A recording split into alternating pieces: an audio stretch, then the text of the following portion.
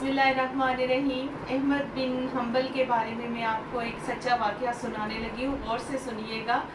अहमद बिन humble जो है वो एक मुहद्दिस थे, अल्लाह के बरगज़ीदा जो है वो बंदे थे।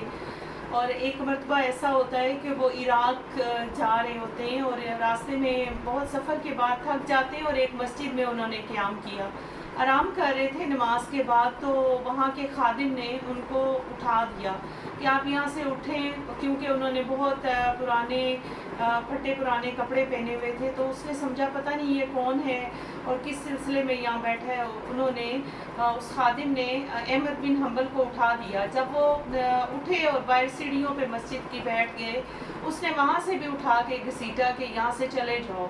अभी आप जा ही रहे थे कि एक जो है वो नान बनाने वाला, रोटियां बनाने वाला, उसने आपको आवाज़ दी और उसने फरमाया कि आप मेरे पास बैठना, आपके लिए बाइसे बरकत होगा, मुझे बड़ी खुशी होगी कि आप मेरे पास बैठे। और वो बंदा जब वहाँ पे जाकर अहमद बिन हम्बल बैठे तो वो मुसलसल अस्तगफिरुल्लाह का विर्द किए जा रहा है, गोया कि वो अल्लाह की ज़िक्र और इबादत में मसरूफ़ है, अल्लाह की याद में वो मसरूफ़ है। और उनको ये बड़ी खुशी हुई। और तंदूर वाला कहता है कि मैं जो है वो अहमद बिन हम्बल को ढूंढ रहा हूँ। उन्होंने फरमाया कि अहमद बिन हम्बल मैं ही हूँ। तो उसने कहा वाह सुभान अल्लाह कि मैं आज अल्लाह से कुछ और भी मांगता तो मुझे वो ज़ात बख्श देती। तो गोया आपका मेरे पास आना बाइसे सादत है, बाइसे बरकत है। वो बहुत खुश हुए। उन्होंने कहा कि ये अल्लाह का कलाम है जिसमें अस्तगफिरुल्लाह पढ़ता हूँ या अस्तगफार पढ़ता हूँ।